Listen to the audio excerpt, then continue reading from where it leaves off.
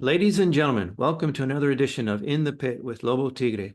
Our victim of the day is Drew Zimmerman. He's the CEO of Stallion Uranium, a new Athabasca uranium play. So exciting stuff. Most of us are uranium bulls, but new story, new kid on the block. Drew, why don't you go ahead and give us the quick overview of what you're doing and why? Absolutely. First, thanks very much for having me on. I appreciate the opportunity to be here with you. Stallion Uranium, moved into the Athabasca Basin in the beginning of 2023. We come with a team that has had a lot of experience in the Athabasca Basin, the team that put together Hathor exploration and found the Rough Rider deposit selling to Rio Tinto for $650 million in 2012. And Stallion came into the basin in a very aggressive way and in a way to focus on the southwestern side of the Athabasca Basin. That's the area that we think is vastly underexplored, but has significant potential. It has known world-class deposits that are there. And Stallion's whole mission and vision is through efficient and effective exploration to find those next big deposits in the underexplored ground that we have at over 3,000 square kilometers, the largest land position in the Southwest Basin. All right. Well, that was admirably pithy, but I have questions about that. Before I go there, who are you? You don't look old enough to be CEO of a company like this. I mean, yeah, it looks like you can shave, but what's your background and why should I trust you to get this job done? Yeah, absolutely. Hopefully I look young for my years and the gray hairs are coming. Running a junior company in this market for sure will help with that. I spent a decade at a national brokerage firm here in Canada, focusing on the commodity markets. I was a derivatives portfolio manager there for the last several years. And 3 years ago, the opportunity came to come and work with this group and head up Stallion. And it was an opportunity that I just couldn't pass up. Again, it's very important when you find good groups of people to work with that you can have the confidence to sort of take that dive. So for me, it was a great opportunity after a 10-year career already on the brokerage side of things, and wanting to take the opportunity to grow my career and come over and head up Stallion.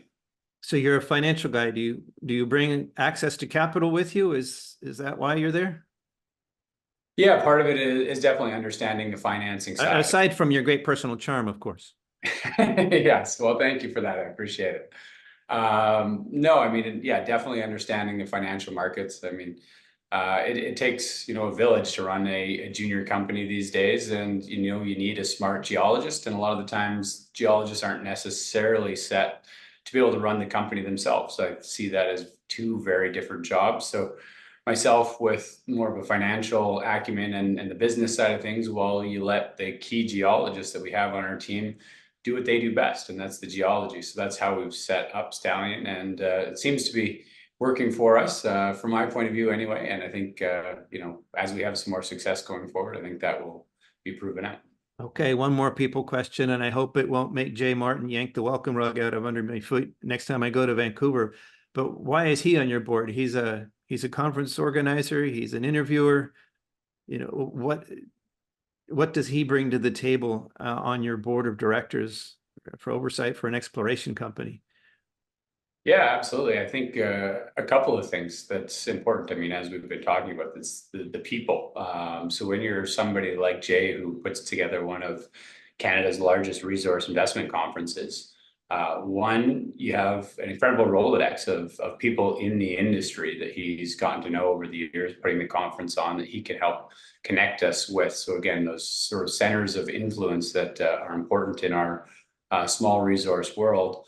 And then also the understanding of putting on the conference, understanding what it is that the retail investors are looking for throughout the market, and, what sectors are doing well. And, through the Stallion story, we started with gold assets, and then, did a big pivot over a year and a half ago into clean energy and uranium. So again, I think having a board that's able to see some of these shifts coming in the market is key for us. And again, I think Jay is a key piece of our team when it comes to that. All right. So I'm happy to hear that neither you nor he are going to be picking the drill targets. And the person who's your Hathor brain there? Well, we have Stephen Stanley, who was the first CEO of Hathor, and he's now on our board of advisors. But right now, for us, picking targets is Darren Slowski. So he's a geologist that lives in Saskatoon, over 10 years experience in the basin, and 7 years, very importantly, with Pure Point Uranium, where he was working on the Spitfire deposit. So when we were looking at geologists to bring on, somebody with an incredible amount of experience in the Southwest Basin was key for us, because that's where all of our land is focused and our energies are focused. So somebody that knows how to operate in that specific geology and run multiple drill programs was key for us to bring on. So very happy to have brought Darren on last summer, and he's managing our ongoing drill program as we speak. All right, and we'll talk about that, but just, I guess, one more backward-looking question. Why the pivot from gold? I mean, we've got gold just hitting new nominal, at least all-time highs. It's not like gold's gone away. What happened there? Did the project just disappoint, or? No, I mean, it's been a project that's been building. We have 2 gold projects. I think both of them have some key catalysts coming up, mostly because of what's happening next door in both instances. But for us, it's still been a very tough gold market for the juniors. And 2 years ago, really, it kind of came on the back of the Russian invasion of Ukraine and energy security, and where we're going with both energy security and clean energy to start to do due diligence on uranium projects. And that's what sort of led us to the Athabasca Basin when we started to do that. And again, once we sort of dug in and started to learn more, as I'm sure you're familiar with, the supply demand outlook and the market fundamentals just looked incredibly attractive for us. And we had significant shareholders that have had a lot of success in the basin. So when we started to make that decision to pivot, a lot of pieces sort of lined up to make it happen and lead us in the way that we did, in such a big way to be aggressive getting into the basin when we did get into the basin. All right. Well, certainly for my audience, we don't need to go over the uranium thesis. That everybody's on board, so we could take that as a given. But all right. So Western Athabasca Basin. On the one hand, I get it. It's the new side of the basin. Everybody focused on the east before. On the other hand, you had fission before NextGen, and then everybody and their cousin has been there. And you're a bit of a Johnny come lately. Why should we believe that your projects have a chance? And if they've been picked over before or overlooked before, what's the thesis? What's the special sauce here? Why believe in your projects as opposed to anybody else out there that's looking in that area? I think it's a lot of the mentality that was in the basin. I think when there was Triple R discovered in 2012 and Arrow in 2014, everybody sort of assumed that the Patterson Lake trend, which those 2 world-class deposits are on, was sort of all the West had to offer. It was also at a time when uranium was very unloved. After Fukushima in 2012 and 2014, there was not a bull market in uranium that was demanding people go and explore the Southwest Basin, where these new world-class discoveries had been found. So I think it really became a lot more interesting with the recent work that F3 Uranium did, finding the JR zone, well off of the Patterson Lake trend, and on the other side of the Clearwater domain, a big lake stage geological feature that we have in the Southwest. So for us, it was being able to compile a land package that we felt was very attractive into the basin. So depths of 3,000 to 1,000 meters from surface to the unconformity, but being able to put together, like I say, over 3,000 square kilometers, and say this land, 90% of it has not even had an effective regional survey done over top of it. So it's not that we didn't know there wasn't any uranium or potential uranium corridors there. It was just unknown. It was completely unknown. There was no work to back up either side of that argument. And again, given the well-known endowment that so much of the Athabasca Basin has had, it was really a basic probability game, saying if we pull together such a large land package, effectively run regional surveys over it, we think the odds are there's going to be significant target areas that come up from that work, and we're going to be the first ones to be able to do that work. And by covering such a large area, really increasing the probability of having, at least in our case, probably a dozen different target areas. And then by prioritizing those, really increasing your chance and probability at discovery. So that was the strategy to move in the Southwest, that it had been sort of ignored. And again, it's not as built out as the East. The East is easier. There's a lot more infrastructure. There's, operating mines and mills and roads and, multiple different airstrips and so on and so forth. So, by going out and doing the things that are harder and taking a little bit more risk, we're looking at ourselves with a lot more opportunity. And I think over the last, several months, especially as some of our results have started to come out from some of these large surveys, we've proven that was a good way to go. Well, the number of times I've heard largest land package in X area, that's almost a negative correlation with results. But okay. Western Athabasca, I get the thesis. Where are we at? You've got a lot of projects. You bought a portfolio. You've added. You've done surveys. We're still poking around on the surface here. Will you even get to defining drill targets this year, or is this year the year of defining targets and next year the drilling? Where are we at in the process? Yeah, I mean, Stallion was really able to approach such a big land package in two ways. Because when we first came into the basin, it was roughly 80,000 hectares of 100% owned ground that we had, basically start of 2023, January 6th, January 12th. So those surveys, we started a regional survey program on right away. That was completed after several months. And then it was our big ATHA joint venture project that's a little later stage. So we just released beginning of this year those preliminary results from that regional survey, again covering 2,200 square kilometers. So a single project now is still how we're sort of organizing it, but very significant in size. So with our more advanced 100% owned, we were able to run the regional survey. We found 4 key target areas that looked very appealing right from that survey data. We took the highest priority one of those, our Appaloosa target. We ran a more focused ground survey over that at the end of last year into the beginning of this year, and used that data for our drill targeting to very specifically vector in where we want to be drilling. And then several weeks ago, we launched our maiden drill program for Stallion. So a single drill drilling 3,300 meters through 3 different holes. Just 13 kilometers east of Shea Creek. Okay, so we have started drilling. Wow, 3 holes, kilometer each. That's going to cost you some money. Is that the only one that's going to get drilled this year? That's the main deliverable this year, to proof of concept on one of your targets? Exactly. So it was taking a target all the way through our discovery roadmap, from regional survey to ground survey to drill targeting. The other thing that we want to do is be able to bring up several of our other targets to drill readiness as well through the summer. So some of that is going to be more surveys, more geophysical surveys that are done again in the Athabasca, and especially our project when we're talking, 300 meters to 1,000 meters depth. Geophysics is really the best way to go to target your drill program. So for us to be able to have multiple other drill targets ready to go is what our goal is for this year. And depending on how this market continues to unfold, with uranium prices, experiencing a bit of a pullback now, if we see those start to move much higher again and incentivize us to try and move faster, then we can look at that. But right now it will be, yes, finishing off this maiden drill program and then getting other targets ready to go.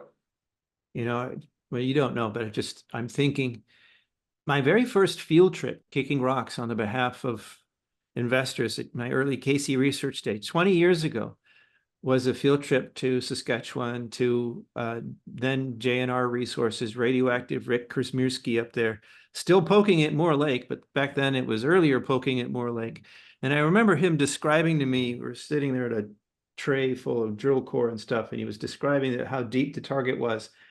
And he threw a pencil on the ground. It's like we're standing here by this table. We're trying to drill down and hit that pencil there.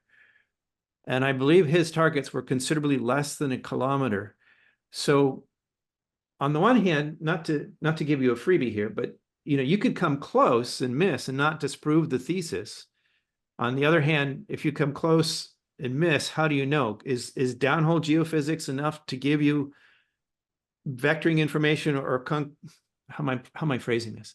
How will you know if you actually missed?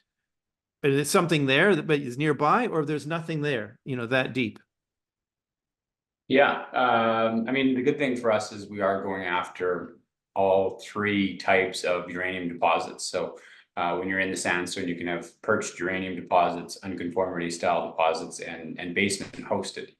It can tend to be that, if you're in a basement hosted system and you miss it, you can miss it by 20 meters and not know that you're 20 meters away from it.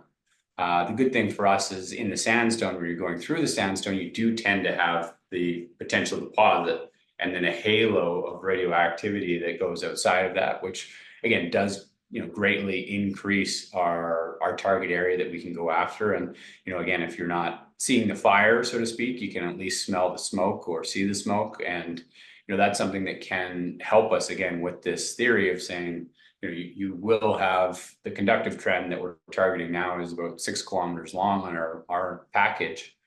So it's setting your drills to sort of target what you think is going to be the highest probability, and set the dip on them so that it has the most potential to either hit the unconformity or the halo of the unconformity, and still giving yourself a chance at the basement hosted mineralization as well. So being able to sort of set the drill targeting in a way that really increases probability has been how we're going about it. And then it will be, waiting on those results when they come to see if we're seeing, scintillometer readings that are anomalous. So, anything above 50 to 100 would tell us that. Sorry, are these targets nearby? And do you just drill them, or does the first one inform the second one? Do you wait to see the results from the first one before you drill the second one, or are they completely different targets, 6 kilometers apart?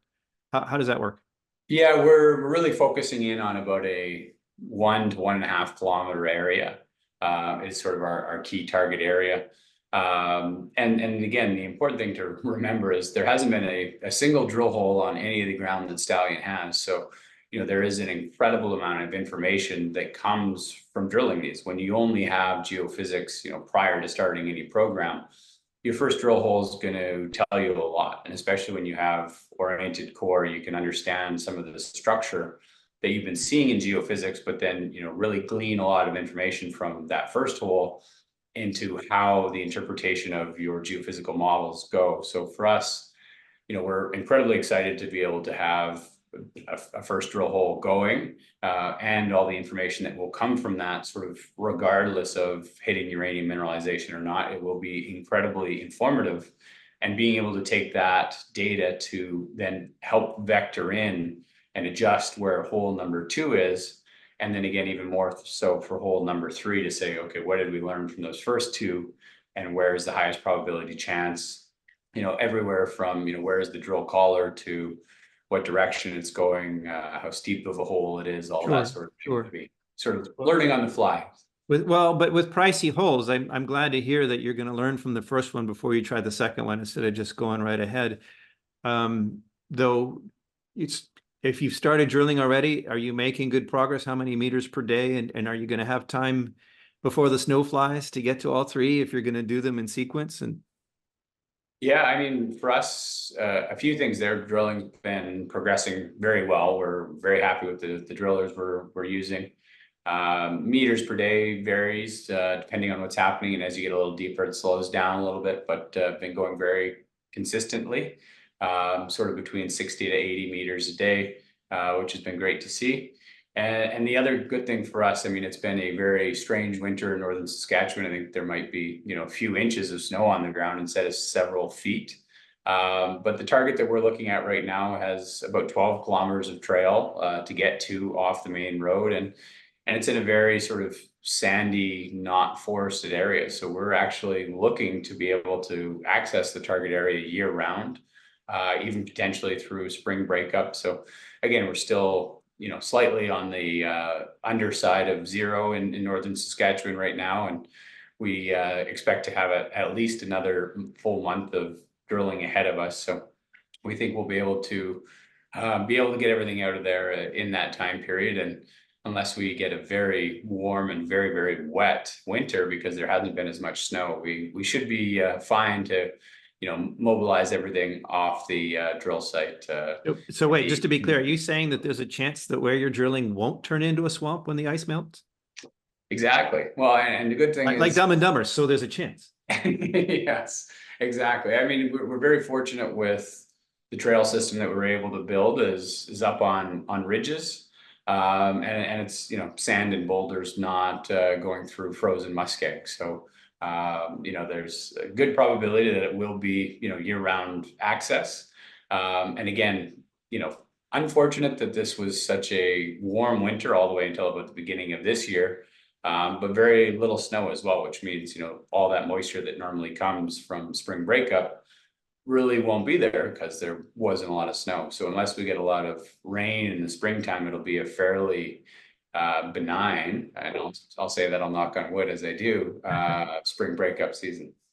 All right. So we've got drilling underway. We've got more targeting underway. What is that going to cost? What's the budget for all this?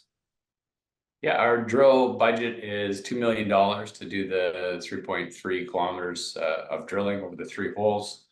We have a good contingency in that budget as well. So that is all fully financed. We raised $3.9 million in February of this year. That also gives us another $1 million of exploration budget to bring up our other drill targets to drill readiness.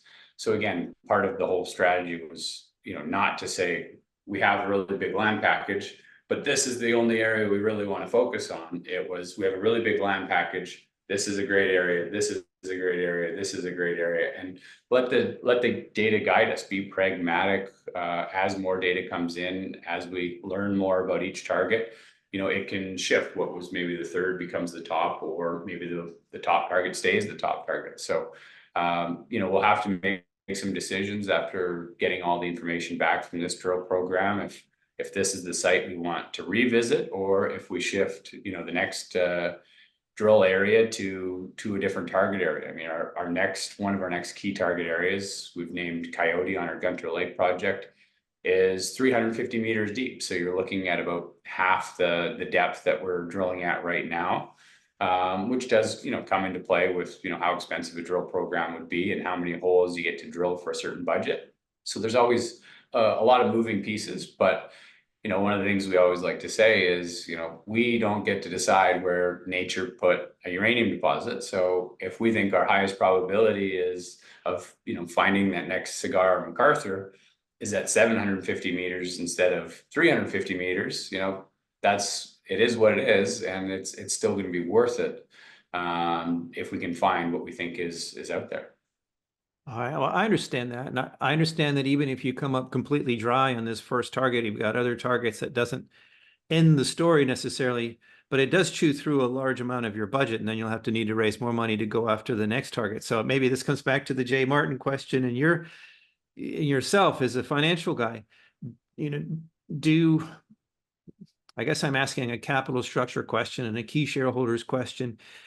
Do you have investors? Can you reassure me that you have reinvestors who are ready to step up to the plate again in the next round, regardless of how this one goes?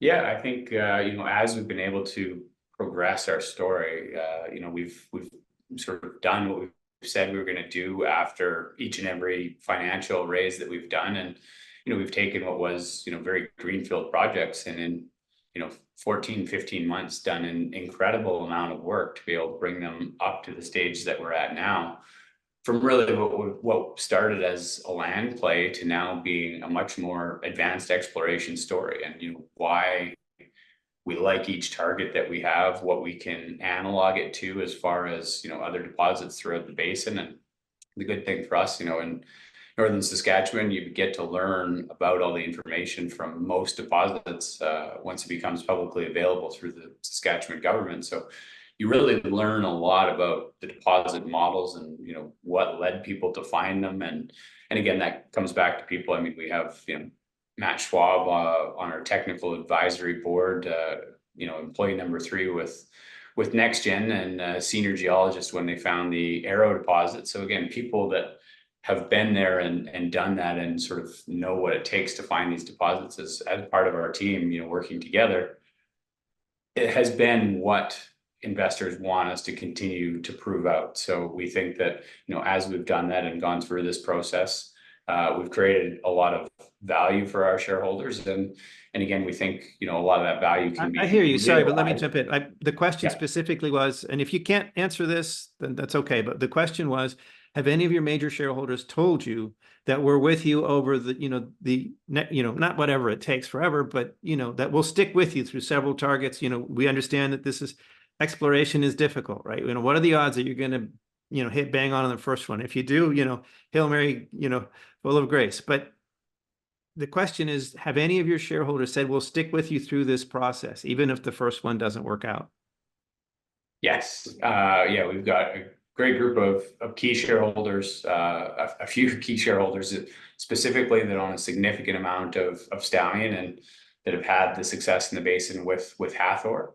And they've continued to contribute both open market and in financing to say, here's what we want you to do. And again, that's been a big piece of the strength of Stallion, I think, is not to have to rely on, what are you going to do in the next quarter, but it's, a vision and timeline of what can you do for us in the next 2 years. And really, that's the amount of time it takes, again, at minimum, to be able to sort of set yourself up for the potential to find these deposits. So we do have shareholders that we can continue to go back to, that will continue to support the story. And again, as with any junior company, always looking for those new shareholders that are willing to come in at certain stages of your exploration sort of roadmap and say, you've advanced it far enough that they start to take an interest. So I think that's what we're starting to see at this time, as well as a new investor audience that doesn't like greenfield, land plays, but does like an explorer co that's drilling and has, active drill targets that they're formulating. Hence this conversation with an evil scum of the earth newsletter writer and his 30,000 very best friends. So, okay. But in a quick look before this conversation, big investors is one thing, insiders is another. It looked like you only have about 1% insider holdings. It doesn't look like a lot of skin in the game. So I'm wondering, how motivated is management? How aligned are their incentives with shareholders? How much of your own money have you put into this play? Yeah, always an important question. I mean, I was brought on to this company 3 years ago. And since, I've continued to build up my share position and trying to lean into it more over the last year or so, spending about $100,000 in the last year and a half of buying stock, both in the financings and the open market. Especially lately, I think it's just a tremendous deal with where we're trading at these days. But yeah, management and directors are about, I think, 2.1 million of 123 million shares out. So, it's a younger team that is coming into this story and, continuing to build their positions. And I think the big incentive and alignment that we have is options. And I think options are a great way to align management incentives with investors, because we have the upside if the stock price is doing better. And again, that's just not free shares that are given to us. It's shares that we would have to buy at a certain strike price. So again, given where we've come into this company and where those are, all the strikes are higher than where we're trading today, some by fairly considerable amount. So for us to really reap even more, financial benefit would be, Stallion needing to do a lot better. And that's where, I think that the option strategy is a great way to sort of tie management to the same alignment as our shareholders. And, sometimes they get called the golden handcuffs if everything turns out very, very well. But again, I think that's sort of the back and forth of, you can have somebody who's, much later in their career and, has significant wealth to start a company, or you can go with a younger management team like we have here at Stallion that is hungry and eager and willing to work our ass off, if I'm allowed to say that here. And again, A technical description, it's okay. Yes, exactly. And align us that way, rather than having a significant amount of capital to either start or put into a company at the beginning. Sweat equity is a real thing too. All right, so it's a pretty straightforward story, or I understand what you're doing. Athabasca Basin, last looked over part. We're drilling now. We'll see what we learned from that. We have the money to do it, so keep us posted. We'll see how it goes. We'll see if you do better than Radioactive Rick on that pencil down there. No, but I get the sandstone too. So you've been a good sport with some tough questions here. I'll let you have the last word. Anything else you want to make sure our audience knows? Yeah, I think just the amount of work that we're doing, what I continue to sort of reiterate is we just want to keep everybody as informed as we can about what we're doing, because we think we're doing incredibly exciting things with pretty steady news flow, and in a market that is incredibly exciting. We don't really need to push in a market that looks as attractive as the uranium fundamentals do. So a company doing a lot of work that is advancing things in a sector that is an incredibly exciting part to or incredibly exciting to be a part of, sort of Incredibly sells the exciting. story in Sorry, itself. that sparks another question. Sorry, I said I'll let you have the last word, but I gotta ask one more question. Um, if we've got this big deliverable, it's so exciting. Can you give us an idea for time frame? Like how far down that first hole are you? Have you got any sense for how long the assay lab is going to take to turn around those results? I mean, this being a first hole, CPS will be an indication, but there won't be a correlation there yet. So, when will we know? When will the market know whether this first hole is gonna not make or break you, but deliver Yeah. potentially market moving news? No, I think we'll be able to have news out, within the next week or two on the sort of initial results from our drill program. Again, that will be CPS, as well as some of the geological features that we're seeing. Again, a lot more to be gleaned. Sorry, and a just week or two? Is the first hole completed already? the drilling's going well, is all I want to say on that right now. The forward-looking statement. All right. Yes, exactly. So we'll have something out pretty near term, and again, this is going to be sort of preliminary as we're reading it from the field. Scintillometer readings, as you said, not assay results. The assays will likely take a couple of months, so we'll be late spring, early summer by the time we have those in. But again, the indications that we're going to be able to have from CPS readings, and again, like I say, a lot of what we're going to learn is just in the geology, the makeup.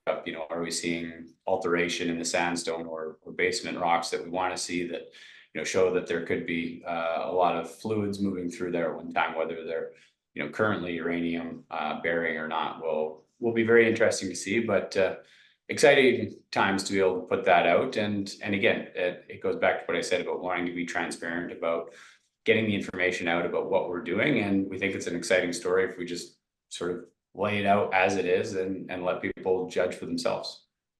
I like that you set the bar low there. That's good. I mean, no, I mean, I get it. Actually, a technical success, like hitting the right kind of rock in the right place, hitting the unconformity where you theorized it is, roughly what that would constitute significant learning, even if there wasn't any, Athabasca high grade in that hit. I hope your existing shareholders get that, and if you've been this calm in your forward-looking statements, perhaps they do. All right, well, thank you very much. Keep us posted. It'll be very interesting to see how this turns out. Yeah, appreciate it, and thank you again for having me on today. All right. Thank you for watching this edition of In the Pit with Lobo Tigre. If you enjoyed or found value in what you just saw, and you're watching this on any sort of social media, please do hit the like button and the share link. Send this on to anybody you think might be interested. That helps us out a lot. If you're watching this on YouTube, please do hit the subscribe button as well. The number of subscribers helps us get more valuable content to you as well. On the subject of subscribing, I'll quickly say that if you're not a subscriber to our free weekly Speculators Digest, I encourage you to sign up. I promise if you do, we will not send you a flood of daily advertisements. You get one free weekly digest with original research not published anywhere else. Check it out at independentspeculator.com. Thank you and have a great day.